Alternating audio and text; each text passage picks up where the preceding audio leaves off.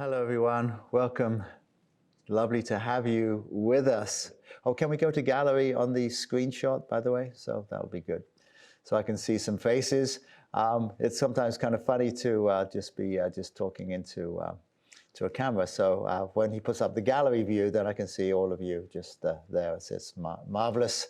Feel connected. And again, just all over the world. We heard from Elaine in Brazil earlier on. It's always a pleasure to hear from people just across, well, not across, but I guess it's kind of, really much is the other side of the world, right? It's in the southern hemisphere. So anyway, enough of that, right? Just chatting away here, rambling on, when we're here for a serious meditation. We call it Transcendent Self 2. We have 3 Transcendent Selves. Transcendent Self 1 is on Mondays. It's called the Spiritual Sky. And the meditation, there is just various meditation techniques on the breath. I'm big on sensation, feeling the feelings, allowing sensations to be in the body and to feeling them. Transcendent Self 2 is very different. It's kind of the reverse. We're withdrawing sensation from the body. Transcendent Self 3 is kind of the celestial melodies. That's a sound bath. We do that every alternate Thursday, and every alternate Thursday we do this, the Anahata Nad. Really, Anahata means unstruck. Nad is sound, or nada. Depends, N-A-A-D, Nad, or nada, depends on which region of India you're from, whether it's Nad or nada. But it means sound. Anahata, unstruck. The Anahata Nad, meaning, well, it's what we call the sound current of God, the sound that emanates from, we use the word God, sometimes offends people. We could use source. We could say the all, the divine, spirit, that which is, it of itself. We go on, right? All of these names that we kind of avoid, and I kind of like that which is. John Roger used that. He had a program, television program at one point called That Which Is. I like that. That kind of just says it, but it's kind of lacks a little devotional energy, right? You know, I'm devoted to that which is. And the devotional aspect of what we're doing, to me, is quite important. We bring our loving into what we're doing. That's a critical element of what we're going to be doing today. At any point, you could go into what we call spiritual exercises. Different than meditation. It's a much more active form of inner focus. And what we're going to be doing is bringing our awareness into the center of our heads. And we're kind of, in a sense, withdrawing the energy from our bodies into the center and just really focusing on that area. We're going to chant a mantra.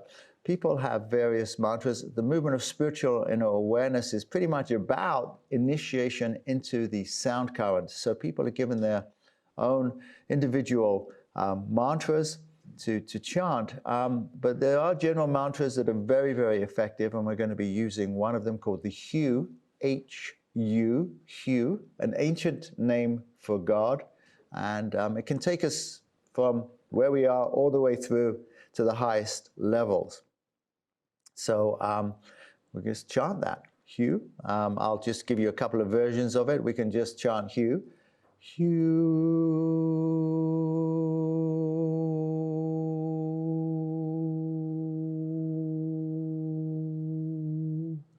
Or we can just say the letters. H-U.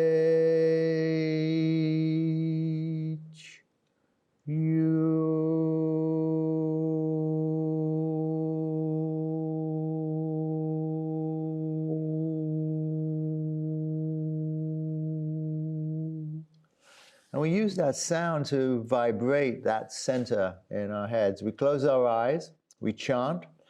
We'll do it out loud at first, and then we can chant inwardly, but in your own home, you can chant the HU out loud if you wish, if that helps you.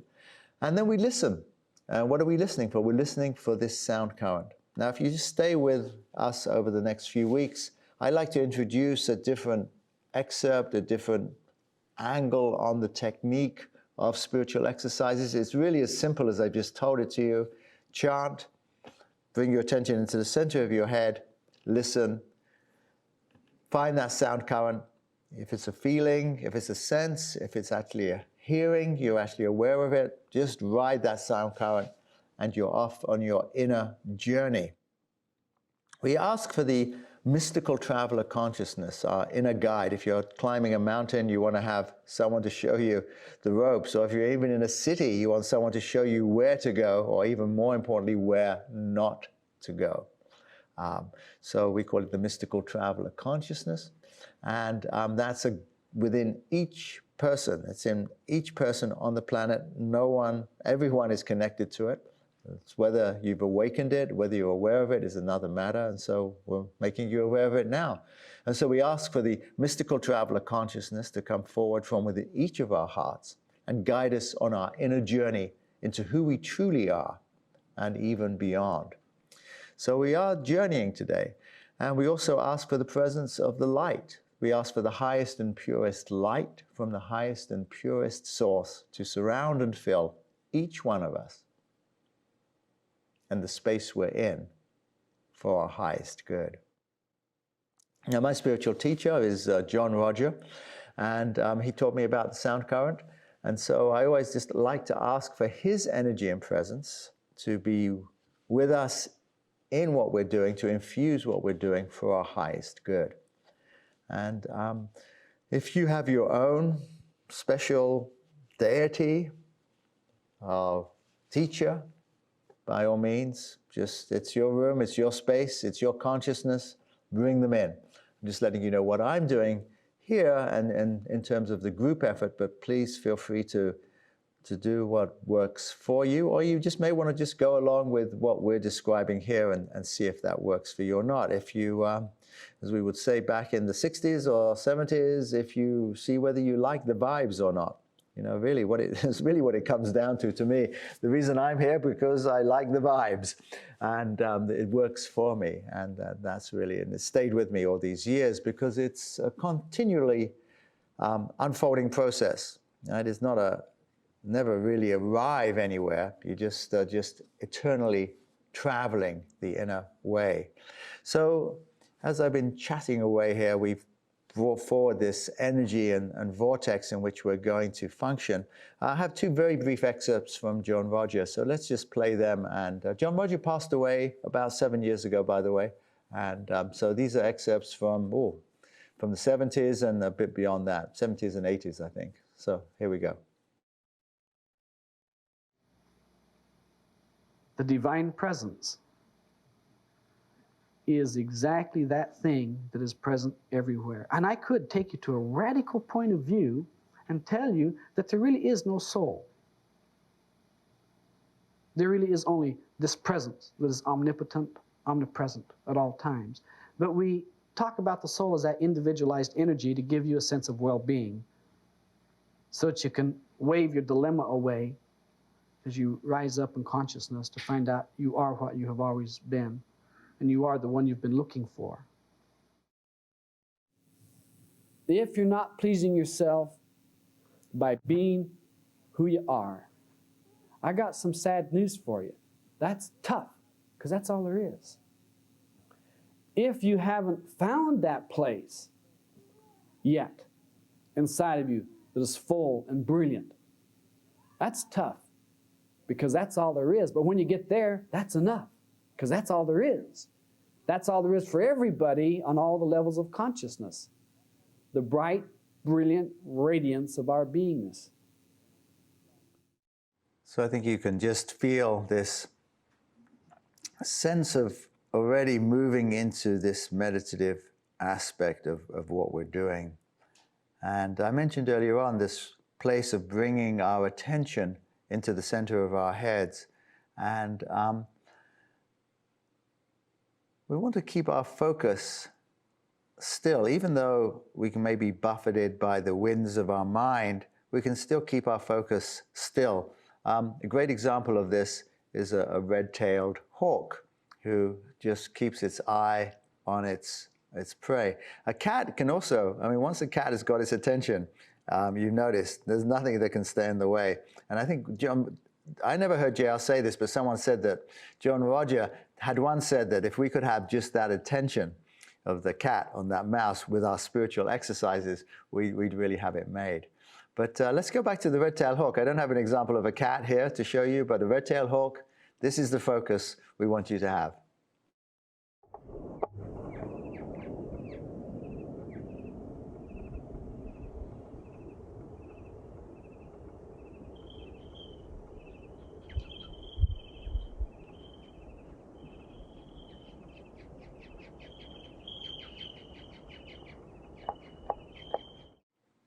Not difficult at all, right? All those kind of thoughts and feelings and everything coming at you, we just keep that attention. So I do have excerpts of John Roger describing this place where just above the ears and you just go back into your head. It's pretty much where the pineal gland is, certainly very close to that area, if not in that area.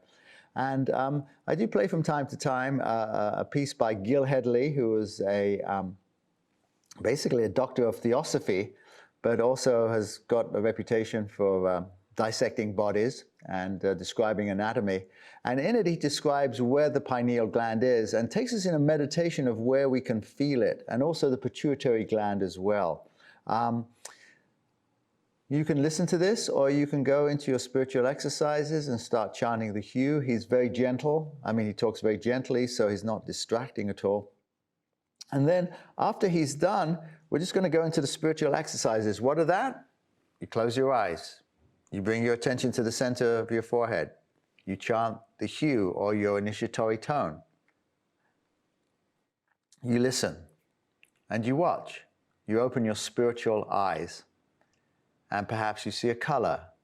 And maybe you follow that color. If you see a purple color come to you in the center, then that's a good color. You can just dive into that and follow that and take your inner journey with the mystical traveler consciousness as your guide. See how you do. We'll hear from Gil Hedley. We'll go into SEs. We'll have a piece of music at the half hour. Everything is going to be very gentle. We'll also have another piece of music as well. We'll continue with our spiritual exercises after the music at the 30-minute mark.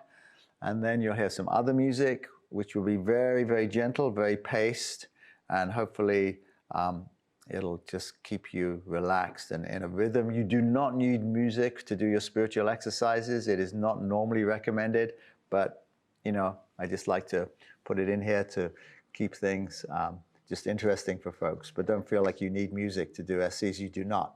So, but enjoy while we're providing it here. So here's Gil Hedley letting you know where your pineal gland is, where that center is. Now the reason is when we want to know where that area is so that we can feel it. That's the area we want to vibrate, that we want to have that hue vibrate, that tone. So light for the highest good, mystical travelers, your guide, and we'll see you at the end. So for many years, I have been teaching a pituitary and pineal gland meditation, which is really sweet. And I thought I'd share it with y'all. But first you have to learn a little bit of the positional anatomy of the pituitary and the pineal gland. I'm going to start with the pituitary because you got to start somewhere. So the pituitary gland, bunk, right there. See the little green dot? That's the pituitary gland. Now, do you see there's an X here? X marks a spot. That's the optic chiasma. Now, the optic chiasma is the pathway of the optic nerves of your eyeballs as they cross over behind themselves. So you see how the skeleton has cones, a very cone shape here for the eyeball, and there's a kind of a hole in the back. The optic nerve passes through there at an angle, right? Because the two eyeballs are in these cones, seated in these cones, so the nerves cross over each other like this. We call it the optic chiasma, and beneath it sits the pituitary gland. Now, another way to get to your pituitary gland, oh, where does it sit? It sits, I should draw it in, let's put it. It sits in the sella turcica, the Turkish saddle of your sphenoid bone. So it has a nice little pocket there. It's not just dangling in the wind, it's seated in a pocket, the sella turcica. So you follow your optic chiasma back, or your optic nerves, and where they cross, X marks the spot, you'll find the pituitary gland seated in the sella turcica. Now you'll notice the bridge of the nose actually seats here too. So if you go to the bridge of your nose or the bridge of his nose and you go straight back, basically, at the midline, and then drop down into your sella turcica. So that's another way to find it. But also notice the soft palate here.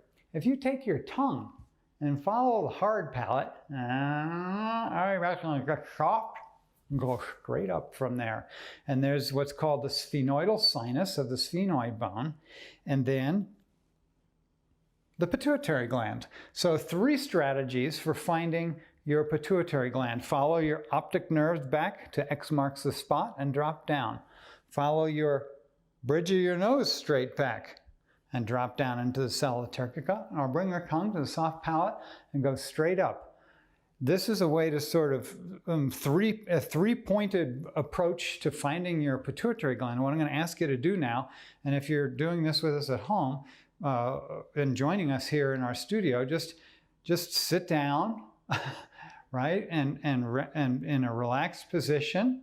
Doesn't have to be fancy. But do sit down so that if you're going to close your eyes, you don't keel over, right? So we want you seated for this exercise. I say don't do this home, but I do want you to do it home, just seated.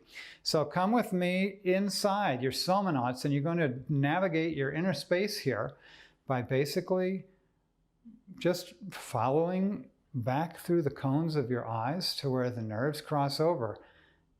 And you'll be right over your pituitary gland, or follow the bridge of the nose straight back. And don't do this with thinking, but do it with feeling. Actually sort of feel your way back there. And finally, you can go rise up through the soft palate and triangulate these different spots.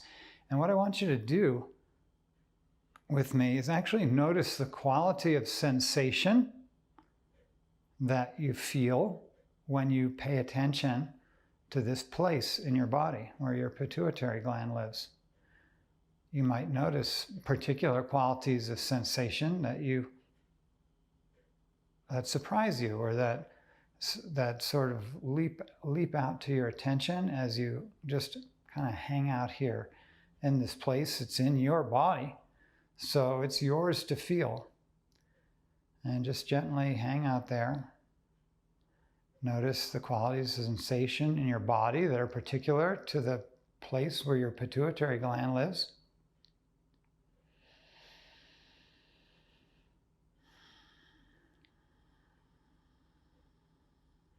Let your eyebrows be soft.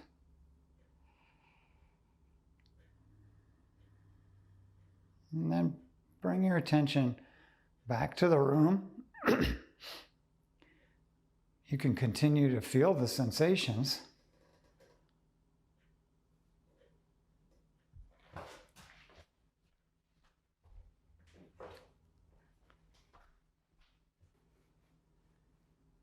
And with your attention in the room, you might say, oh, I felt such and such a way, or such and such a way. I'm not going to tell you what you feel. I'm not going to plant any ideas in your mind, but just allow yourself to add to your inventory of self-knowledge the quality of sensation that you notice when you hang out with your pituitary gland. Now we're going to add the pineal gland. Where is the pineal gland? Well, this is the self-portrait, by the way. You like it? So the pineal gland I have drawn right there. Where does it live? It lives in the back of the third ventricle. It has little feet touching the thalami on each side of the brain. The thalamus here is this little round part here. That marks the interthalamic adhesion. We're looking at a cross-section. This would be the corpus callosum of your brain. This would be the neocortex. And here we have our lateral ventricles. So the pineal gland sits at the posterior aspect of the third ventricle, which is kind of the negative space between the two thalamus tissues. And you can see the fourth ventricle here, anterior to the cerebellum, with the aqueduct of Sylvie passing the cerebral spinal fluid through the ventricles here. And notice how if you were coming up from the spine, you'd be sort of splashing like a ball on a fountain, the pineal gland. Now, if we drop straight down from the crown of the head, the high point of your head here, you come into your pineal gland. It's absolutely in the middle of the sagittal section, right? So it's in the middle plane along with the pituitary, directly down from the crown of your head. Another way to get to your pineal gland, well, we can't see the ears here, but if you went to right here on your ears and kind of went straight in and met that midpoint from the crown, right, in the sagittal plane, you're going to come, might be a little above the cartilage here, a little above the cartilage, right? There you go, a little above the cartilage. So here's the cartilage. You know, we got to get up a little bit. Maybe it's more towards the top of your ear. Now that I think about it, yeah, it's kind of more towards the floppy part of your ear, and you go straight in there. And another way to access your pineal gland is to go back to your pituitary gland and to do kind of a back dive, because the pituitary is about 2 inches forward and a half an inch down from the pineal. So you kind of draw an arc between the two, see? Like that. I like to say it's literally like doing a back dive. I'm the pituitary and I'm reaching for the pineal. Okay? So let's go there together. Okay? Our pineal gland, if you just settle in again like you did, be seated and allow yourself to follow the pathways I just described. You might drop down from the crown of your head like a plumb line or a pendulum down to your pineal gland. Or you could also kind of go like we described from the tops of your ears here, your ear cartilages, and follow your way into the center. Meet up with that midline again. Or you could just remind yourself of the feelings you felt when you visited your pituitary and kind of arc up and back from there, and you'll find the pineal place.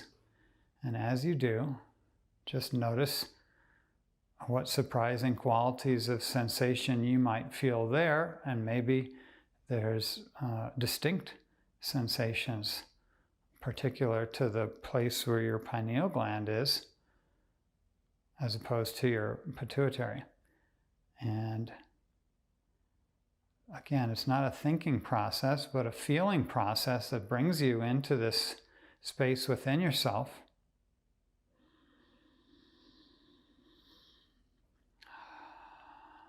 And notice the quality of sensation when you pay attention to that area.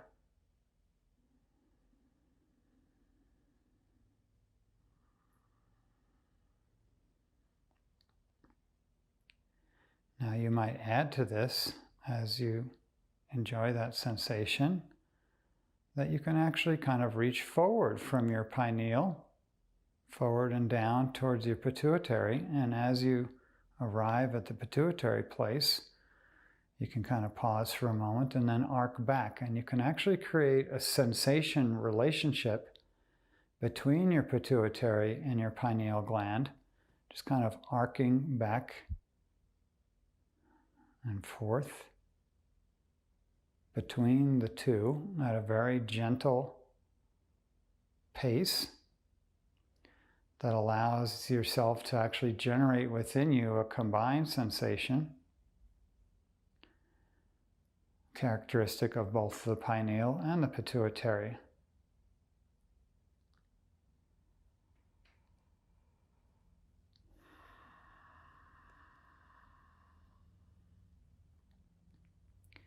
Now, this is an exercise that you can do by yourself or with friends, or silently while you're working with a client who may be on your table and you're holding their head in your hands, and you can go to this place in yourself and find yourself entraining your client to a very deep and peaceful place within themselves. It's a nice way to do service, actually. It's a nice way to create an entrainment that's very positive and enriching. It's nice to know where your pituitary and pineal are, and if you're back in the room with me now, you might be aware of the quality of sensations that are still present to you. Not just lost in an internal world, but this can be present to you in our common environment. And again, I'm not going to tell you how you feel, but I'm going to let you enjoy the potential feelings that you have within you. So there you go, the little pituitary pineal meditation. It's a fun thing you can do. So easy to feel good in the human body with just inviting yourself within as a somnaut to travel deep in inner space. Thanks for sharing with me this experience. Bye.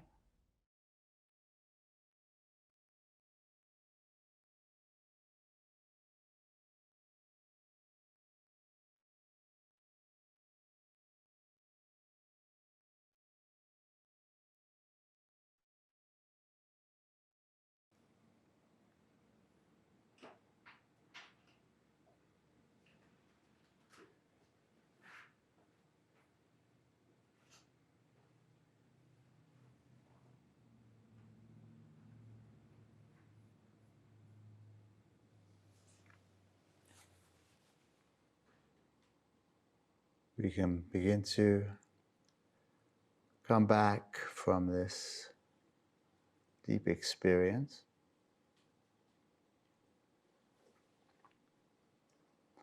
Just be very gentle with yourself. Just keep any movements you make small and smooth. And you can begin by wiggling your fingers and your toes. And then perhaps taking a slightly deeper breath. And then stretching your fingers and toes out a little more.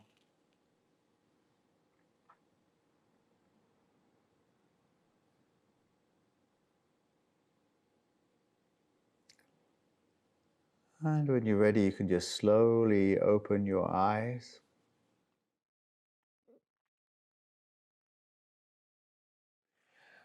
Wow, what a session we've had together here. Very tender, very vulnerable. God bless you all. Thank you for joining us, and please come with your friends and family and join us next week. We'll have a sound bath next week, the Celestial Melodies, next Thursday. Monday, we'll have the Spiritual Sky. We'll have tea and we'll have coffee. I really want to thank Paul Wilcox for his flexibility.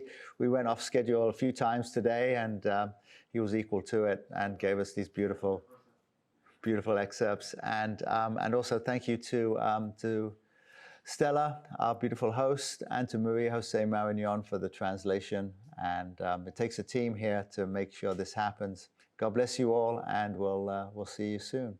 Take care.